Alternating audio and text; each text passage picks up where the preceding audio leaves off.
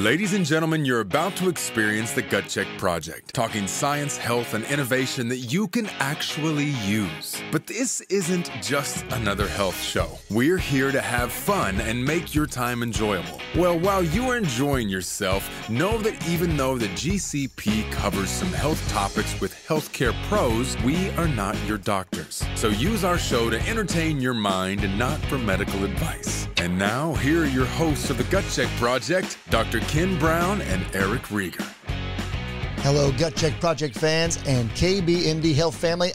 This is the Gut Check Project. I'm your host, Eric Rieger, joined here by this great guy, Dr. Kenneth Brown.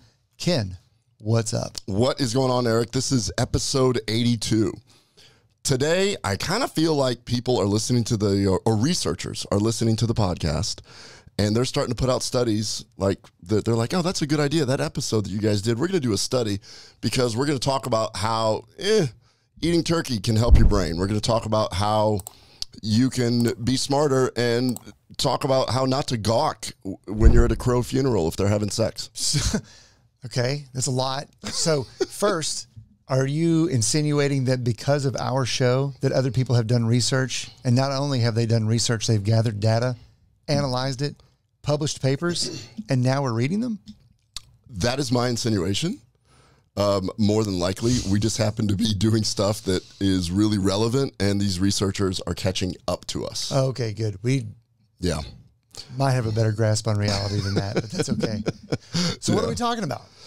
What we're going to talk about on episode 82 is there's some really cool articles that have recently been published about looking at how the metabolites from polyphenols, and we've said this before, but uniquely one of them coming from tryptophan, which is why I made you this delicious plate of beef jerky, chicken, pistachios, cashews, and almonds. If you're hearing this, I'm holding up this really cool plate of tryptophan-rich foods because we're going to explain why this is a big deal. And as Eric continues to eat this, you'll see that his vocabulary will increase. He will become funnier, happier, and I should have de-shelled the pistachios. I'd hate to see you swallow one of those shells and suddenly I'm doing the Heimlich on you during our show. I'm probably going to feel so good I can't stop myself. So that's what we're going to be talking about. These just recent articles. It just fits right in line with everything that we've been doing in the last couple episodes, specifically the one on anti-aging and the microbiome, because we talked a ton about how important it is to have the right microbiome. These articles are just kind of proving that. So now it makes sense. And really, it sounds to me like you're talking about postbiotic activity once again. So tryptophan, of course, is an essential amino acid, and these, I would imagine, results are the part of someone who consumes enough tryptophan and to get these beneficial results, correct? 100%. Don't mind me. I'm not, if you're watching this, I'm going to be looking at several different places. We had a technical problem where I usually do a bunch of research on these episodes and then I print it out, and the printer is broken. So I'm trying to figure out how to look at different screens to see the notes and the data that I have. So our printer did not get enough essential amino acids. Yeah, our printer did not do it. So anyways, let's talk about what's going on with you. What's going on with me? Now, the first thing I'm going to think of is maybe without notes in front of you, you forget to ask what's going on with me, because that's the first pause. That's the first pause I've ever heard from you on that subject. It was last weekend, got to hang out Labor Day with Gage and Mac in Lubbock, moved them in all the way, delivered some furniture, had a great time with them. Spent a little R&R at the lake with some friends on the actual Monday for the good cookout. And this week's been great. I mean, just enjoying the, hopefully, close down of warm weather. And I know that you have a big trip coming up this weekend. Why don't you tell us about that? I do. I'm really excited. So this weekend, University of Texas hosts the #1 football team, college, Alabama. And me and Lucas are going to go check that out. It's going to be really cool. He's going down there to meet with the tennis coach and help with some recruiting, and I get to tag along and go to the game. It doesn't sound bad. I think a lot of people will be watching it. I think it's 11 o'clock kickoff, though, isn't it? 11 or noon? Yeah, but that fits right into my schedule. I've been awake for like 8 hours already, so I'm good. That's perfect. Good thing it won't be hot at all, I'm sure.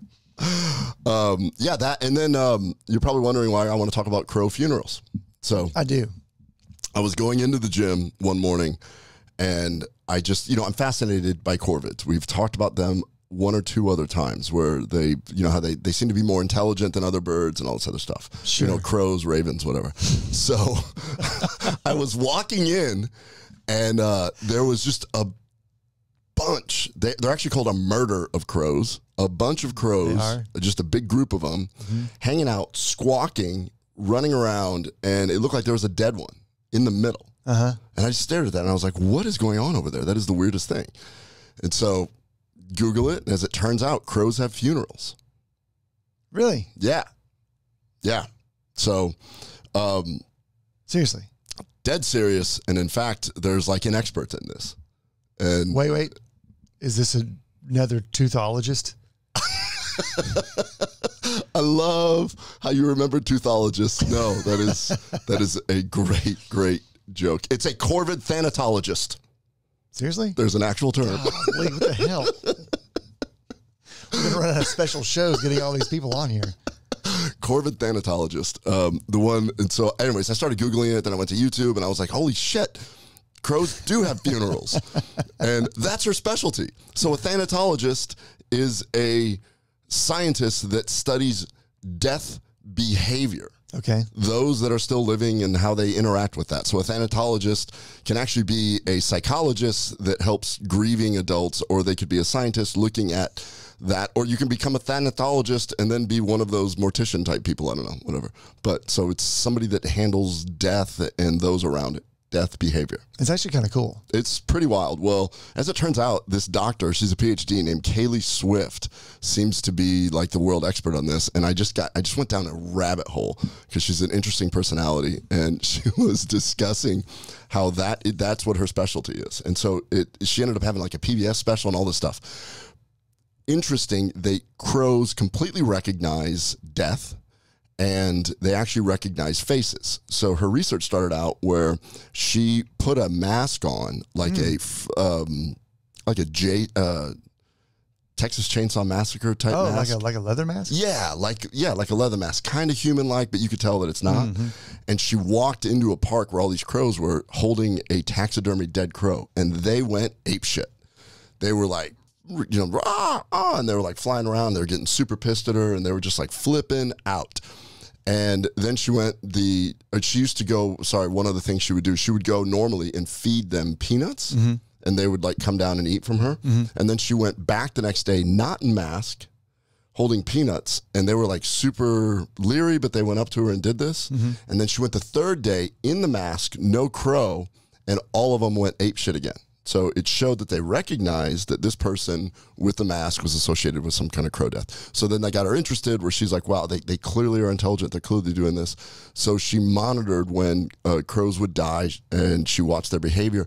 And they would come, and they would gather, and they would squawk, and they would bring twigs, and they would bring papers, and they would lay it on the dead crow. Wow. And then she said what was really wild was that sometimes it turned into a sex frenzy, where as they're at this funeral, as they're at the crow funeral, they would just kind of look over and be like, now let's get this on. And then occasionally one would be like, I'm going to get it on with the dead one. And she's like documenting this. I mean, this is like all her research. And then while one was getting it on with the dead one, the other one's just like, well, I'm going to get it on with you also. She's in this interview, she's sitting there talking. She's like, so I witnessed my first crow three-way at a funeral. So this all started because I saw what I presume could only be a crow funeral, and then it led to this digression into sex at a crow funeral. Gut Check Project is normally a health show, and but today it's a little bit about crow. No, I'm just kidding. And it's actually pretty fascinating. This is where research begins, honestly. Yeah. And modeling behavior, charting behavior of animals oftentimes will tell us about our own processes or how to deal with grief, death. And there are a lot of things that are similar between us and various animals on how we handle and recognize death of a loved one. So it's actually pretty interesting. Well, to me, it was interesting just how intelligent they are. She had it. She showed the exact same thing where she put the mask on and carried a dead pigeon Yeah. through a bunch of pigeons. They gave no shit. They were just like, what's up? Yeah. Look what you found. So anyways, that's my digression on that. I feel like I got to quit going down these ologist holes. No, I think we should keep going. This is pretty good. All right, let's go ahead and talk about what we're really going to talk about today. So first one is there's 2 articles on berries. We talk about berries all the time. And when I talk to my patients, everybody loves to sit there and say, well, I eat berries. We've talked about how there was a studies in Harvard where it showed the consumption of berries led to decrease in dementia. Here's another article. It's just over and over. But this one was fascinating because its regular blueberry consumption may reduce the risk of dementia. But the key here is that they looked at middle-aged people. Usually it's always looking at the end stage and coming back. They looked at middle-aged people who consume blueberries every day may have a reduced risk of developing dementia. This new study out of the University of Cincinnati. It was just published in the journal Nutrients. Basically, we know that blueberries have a polyphenol, which is called anthocyanidins, and that's what gives blueberries their beautiful color. So those polyphenols help the plants to survive, and we know that that actually helps us and feeds our bacteria to produce anti-inflammatory type things. So in previous berry studies, it's always focused on older populations looking at this, but with this research, these guys looked at middle-aged individuals to focus on dementia and prevention of this. So the key here is start earlier. So if you're listening to this and you're middle-aged, whatever middle-aged is now, so I don't know what 55, it is. 60? Oh, no, that's still young. Come on, man. Yeah. But basically, 50% of individuals in the U.S. will develop insulin resistance, which many researchers like Peter Attia now believe that that is the precursor to all these other things. That's diabetes. And so it was noted that cognitive benefits with blueberries in prior studies in older adults seem to help. So why not look at this? So they took 33 people who were age 50 to 65. Oh, look at that. Middle age 50 to 65. Who were overweight, pre-diabetic, and had noticed some memory decline, said that this population had a very high risk. So they had them take over a 12-week period essentially the equivalent of 1/2 cup of whole blueberries while the other half received placebo.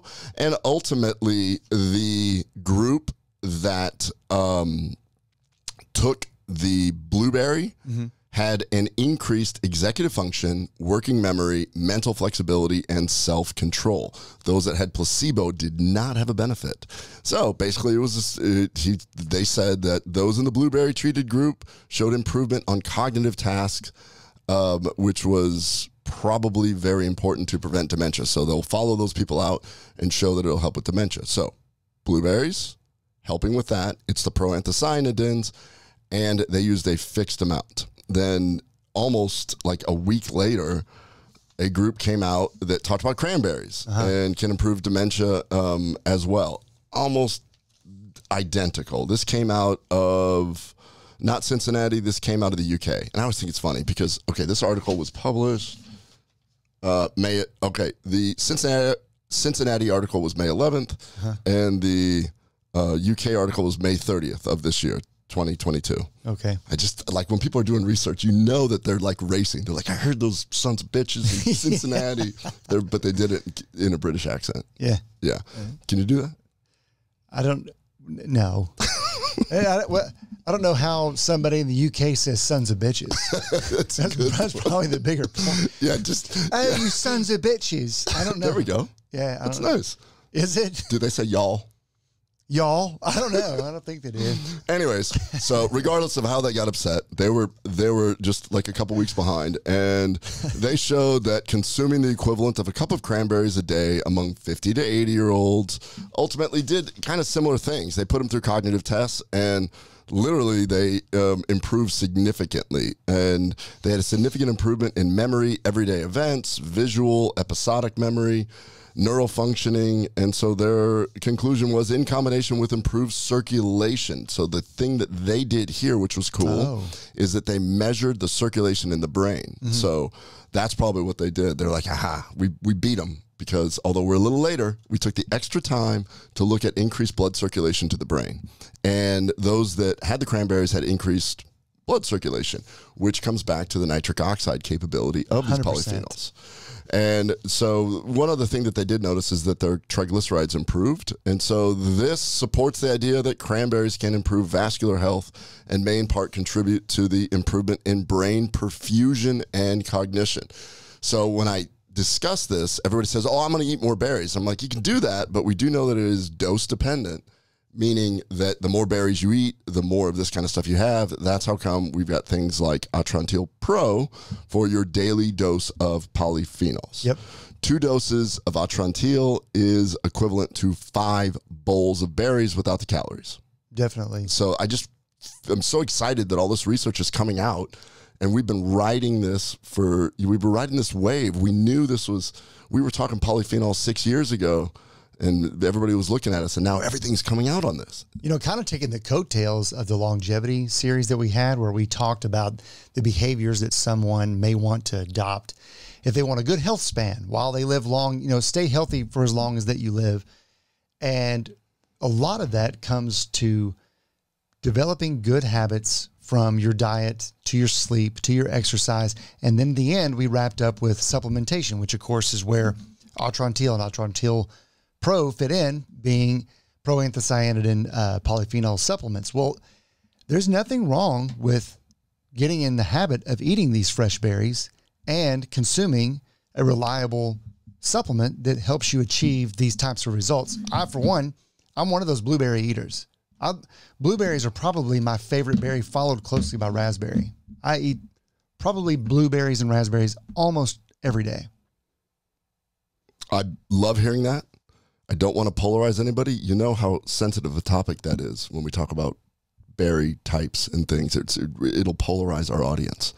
So let's just include all berries. Okay. Let's include all berries. I'm really sorry, Golgi berries. Everyone forgets the Golgi berry. Why does I think of one I don't have very often? I think I like all berries, honestly. Don't you? I mean, I do totally. What berry isn't good? In fact, totally. Knowing how to prepare cranberries is probably the biggest skill, because I think just eating raw cranberries doesn't taste that great. Yeah. So those are 2 articles, and then this third one, which it's very interesting because we're always talking about the metabolites, but this is a really interesting article because it is titled. It's from the University of Barcelona. Mm-hmm. We love the Spaniards. We do. So it came out of the University of Barcelona, published in Molecular Nutrition. The title of the article is "A Polyphenol-Rich Diet Increases the Gut Microbiota Metabolite Indole-3 Propionic Acid in Older Adults with Preserved Kidney Function." Really long title. Indole-3 propionic acid, so normally referred to short as IPA? Yes, it is commonly referred to as IPA. So we're going to refer to it as IPA from now on, because saying that long, much easier. Thank you. 3-propionic acid is way too long. What's really cool is this is really novel. People are not talking about this. This group had done a study, and what they did is they built on the research that they'd already done, which showed that an 8-week trial of eating polyphenols actually improved microbial diversity and improved metabolism of nutrients, which resulted in improved memory scores and spatial learning. Much like the 2 articles we just talked about, they did the exact same thing. They're like, well, let's do that also. Okay. I mean, if the Brits are doing it and the Americans are doing it, let's do it. Okay. But they looked a little bit deeper into this, and then they re-looked at the data, and what they noticed is that people with the best cognitive scores seemed to have a diet which was much higher in tryptophan. So they realized that the polyphenols were feeding the microbiome, and one of the metabolites was IPA. In the microbiome anti-aging episode that we did, we talked about the short-chain fatty acids, specifically focused on butyrate. Right. IPA never came up. No. And this was really cool because they said, well, wait a minute, what if we focus on that? So a really quick definition, 3-indole propionic acid, or IPA, it is a potent neuroprotective antioxidant.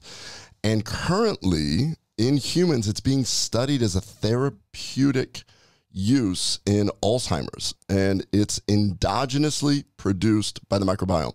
So in other words, right now it looks like some drug companies are investigating using IPA for Alzheimer's, But when we say it's endogenously produced, it means that your microbiome produces it from foods that are high in tryptophan, like cashews, nuts, pistachios.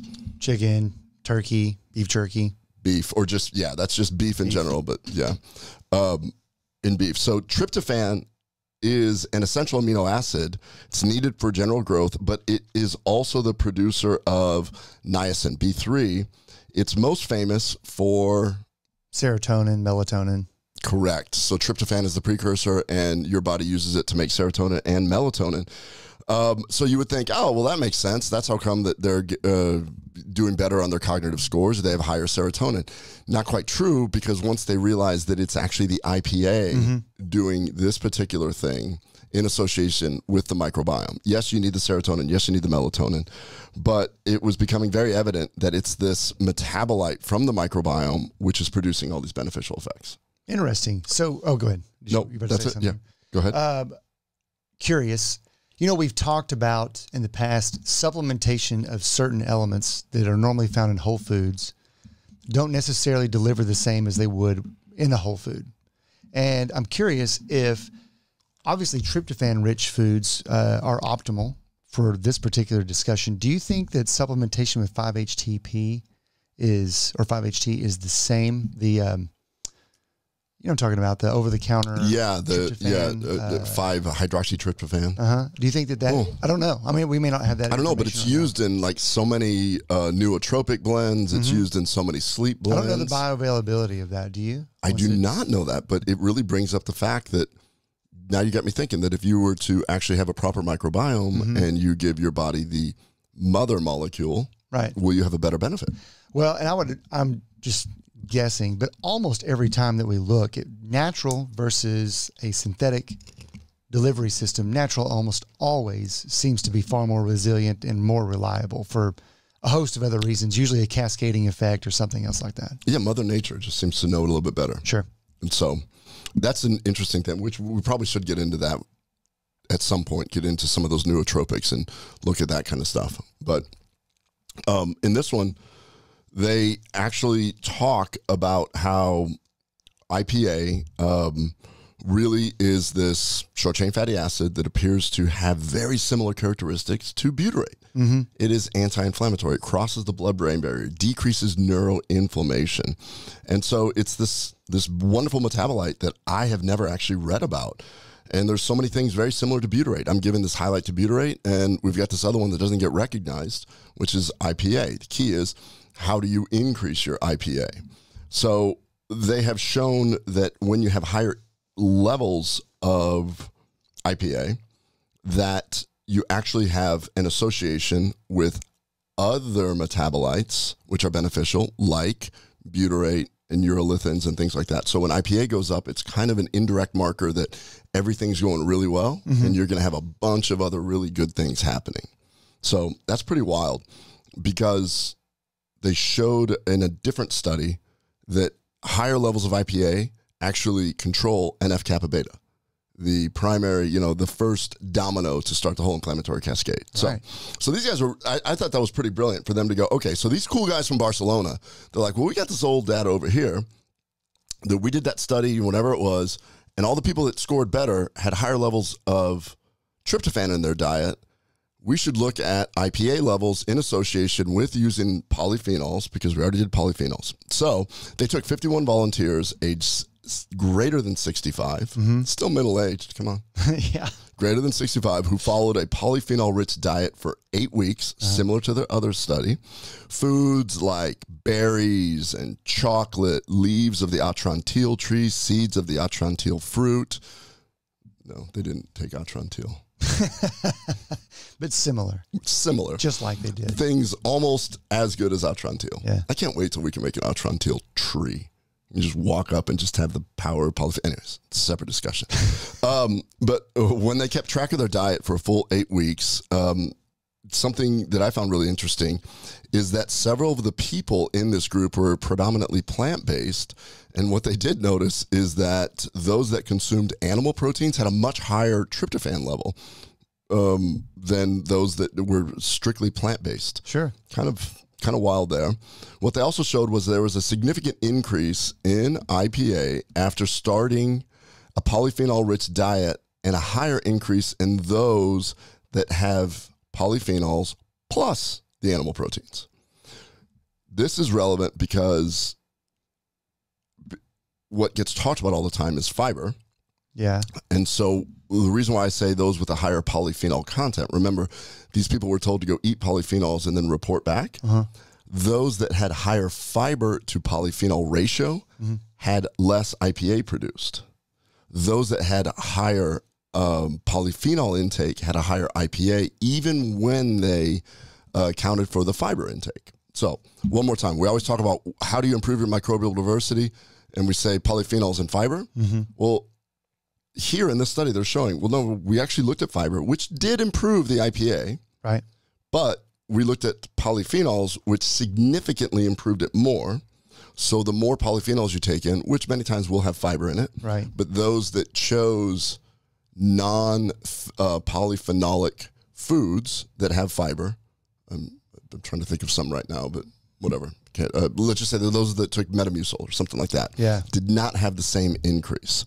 So I thought that was really interesting because even when they adjusted for that. So it's a complex food issue, right? So if you have something that's a naturally occurring food, there are lots of compounds that go along with maybe what it is that you think that you're eating the food for. And having that whole host is yet again a natural cascading effect in the way that it's kind of packaged. It's packaged for your body to consume it in this manner, not just singularly. Does that make sense? It makes total sense because you're not just trying to absorb it. You're trying to get it to the place where your microbiome can take effect. Yeah. And then as expected, when they looked at the microbiome of the people with the highest IPA, they had the most diverse. Not only the most diverse, but they had a higher proportion of good bacteria, Akkermansia, things like that, than bad bacteria. Right. So that made total logical sense. Comes back to that thing that we talk about, that to get the most out of your food and supplements, you got to have the right microbiome to do it. These guys showed that. And in this case, fascinating that this molecule called IPA that can do so many things, we always talk about the others, was significantly increased. If you take your polyphenols, take a bite of the beef jerky, pop an Atrantil, and you got yourself a winning combo right there. Makes sense. And you kind of glossed over it, but it's actually pretty powerful because we've spent some time talking about NF-kappa beta, and you said that IPA actually could stop the very first step of NF-kappa beta being activated in the inflammation. Yes. Yeah, I think it's They actually showed that. Knowing that you can control and stop inflammation in a particular route is probably a main reason why it would be neuroprotective, I would imagine. Yeah, we need to remember that IPA is, you don't go into a microbrewery order an IPA. That's not going to do it. I need your IPA 3. I need your IPA 3. Listen to this podcast. I'm going to get smarter and improve my microbiome. Different IPA. Listen to the first part of the podcast. Yeah. 3-indole propionic acid. So their conclusion is that a polyphenol-rich diet can cause an increase in serum concentration of the metabolite tryptophan, known as 3-indole propionic acid, or IPA.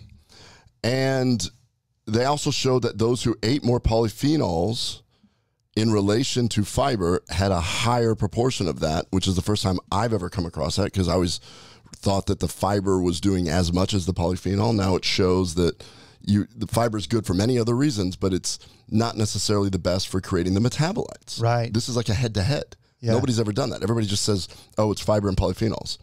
And then they showed that the inflammatory markers went significantly down. They looked at CRP. They looked at other inflammatory markers, interleukin-6. They all went down. So this is just 3 articles coming out, sort of validating everything that we've been kind of going down this path of metabolites and polyphenols.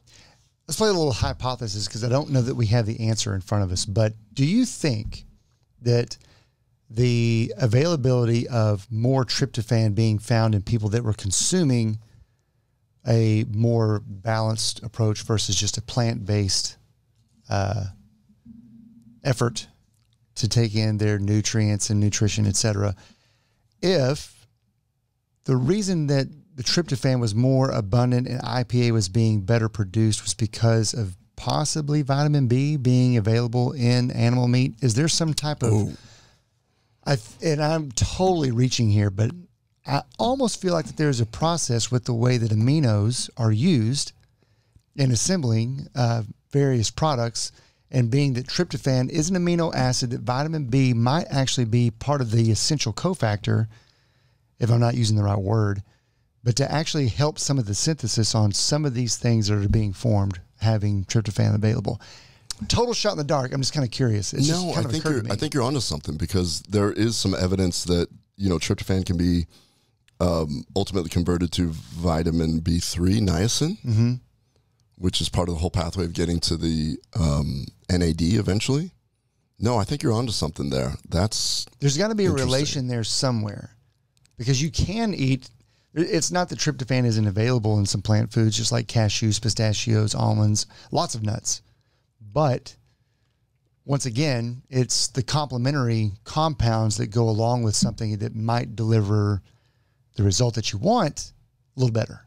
Yeah, and I always thought that it was, tryptophan is in turkey, and, that everybody talks about Thanksgiving and that. But now I didn't realize that red meat has just as much, or almost just as much, tryptophan as turkey, and chicken is right up there with turkey. So kind of interesting. Like I feel better about it, because personally I feel like I'm more satiated. I feel like I can control my consumption when I do actually eat animal proteins, but more specifically red meat. I love red meat. And that's and so I was always like, man, I got to start eating more chicken to get my tryptophan. But now I'm feeling pretty good. So, yeah, I mean, I'm a meat eater. I like meat, but I also eat the plants that go along with it too. I don't stay in one lane like that. So let's look at the Mediterranean diet. If we actually talk about that, it's essentially some sort of protein, usually fish, plus vegetables. Those vegetables have polyphenols in it. Oh, they definitely. Now we've got this combination here. But it's like, okay, you're just seeing the combo. It's making sense. And now knowing that you can be increasing your IPA, which crosses the blood-brain barrier, which decreases neuroinflammation and improves cognitive function. These guys that did the study on polyphenols that I talked about, the blueberries and cranberry people, was it IPA all along? That's the cool thing to think about. I mean, there's just a lot of cool research going on. So, and last thing to leave it with, since you brought up the Mediterranean diet, just think of the variety every time that we sat down to eat a meal when we were in Croatia, regardless of where we ate. The animal protein along with the polyphenol-rich foods, those were the staples. Every now and then there might be something a little extra, like a sourdough bread or something else like that to play complement, but it really was always some type of very well-harvested, high-protein meat, and then a fish, and then some type of just crazy medley of great vegetables. I really want to go back. I know. It was a good time. All right, so I'm going to let you recap this episode. What did you learn today, including crows? Okay, crows. Crows have funerals, and they're very sad, but they get over it by having sex at the funeral. This poor researcher's like, that's not what I... That's what I remembered. That's what I remembered also. That's why I brought it up. Pigeons don't recognize pigeons. That's another thing I remembered. Yeah, the fact that tryptophan plays such a large and important role, we can accomplish a lot by having enough tryptophan. We've always thought about it being associated with the production of serotonin, which, of course, serotonin is a precursor to melatonin for a good night's sleep. But it turns out that 3-IPA could be just as, if not a little bit more important, to protect our brains, to protect our health, to protect our vasculature. So, yeah, not 3 IPA beers, just to clarify one last time. I didn't say 3 IPAs. Yeah, so that's it. And I don't know, man, I'm such a freaking nerd out here. I see these articles and I just get giddy.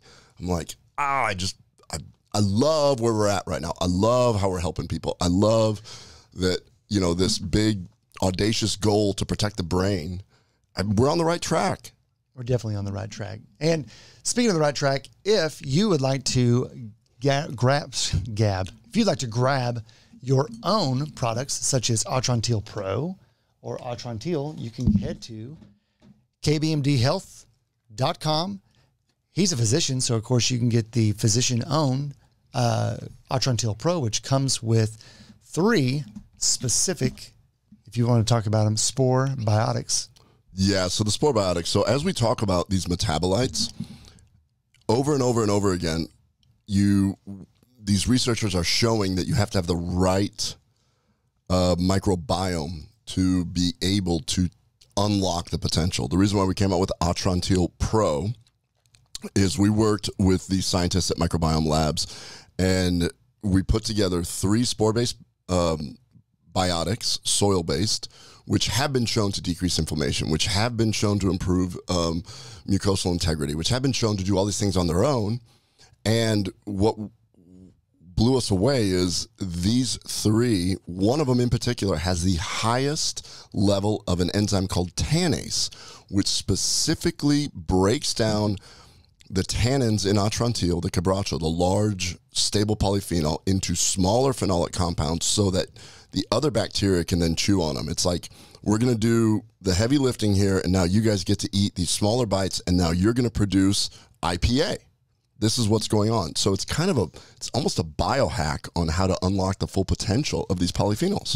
That's exactly what we were just talking about before the show, and that is that we've had questions on what's the difference between Pro and regular Atrantil. Many, well over 1 million bottles sold here of our regular Atrantil, and these are great polyphenols. Same polyphenols in both bottles, but what's the difference? Well, if you happen to have ever experienced something like dysbiosis or long-term disruption of the bacteria in your colon for whatever it could be from long-term antibiotics, it could be long-term diarrhea, it could be from, if you've had an episode of C. diff possibly sometime in your life, you may not have a well-balanced microbiome in your colon.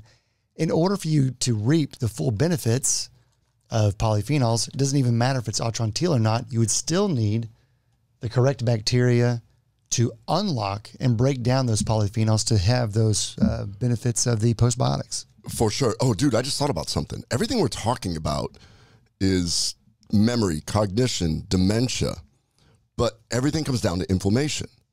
If you've got IPA circulating around and you happen to be a young person that does something which could result in any type of concussion in any way, holy cow, this is protective for anything that could cause neuroinflammation. Right. So if you're a football player, you better be eating high polyphenol diet, and you better hope that your IPA is way up. Hey, and we've mentioned her before, and just to kind of piggyback on those 2 Barry articles that we had earlier, notice that that's not any different of a result in terms of benefit than what Joe Botel first brought to our attention about 5 years ago with why she was using the tart cherry and the polyphenols in tart cherry to increase nitric oxide, to decrease recovery time, to increase sports performance. So Joe Botel from Exeter University, also across the pond or whatever. My accents are terrible on the spot, but I'm really trying. I just can't get over sons of bitches in an English accent. But regardless, hey man, fascinating topic. Thanks a lot for bringing polyphenols and tryptophan to the table today. It's cool stuff. So yeah, we're gonna continue down this path. I feel like we're trying really hard to scour the literature, find stuff to make sure that you keep your gut and your brain healthy. You cannot have a healthy anything without a healthy gut. I agree. That's going to do it for episode number 82. Thank y'all so much. Please like and share the Gut Check Project with people that you care about. And keep those comments coming. And it is true, we really are doing well at keeping up with new collared shirts so far. I think I'm like 11 episodes in. Well, I got a new shirt every time. Steven's going to look at this and be like, why aren't you wearing the requisite, scrub? I looked at Delaney posting all those Instagram things. Yeah. And they although each one's different, it looks exactly the same. And even I was like, I think I've seen that one. And it was brand new. I'm like, okay, I'm going to start. Like you shot them all in one day? Yeah. All right, guys. Thank y'all so much. And thanks for tuning in to the Gut Check Project. And please, like I said, like and share. And we'll see y'all next time. One last thing. Nice haircut. Oh, yeah. Thanks. It's good stuff. All right. Bye, everybody.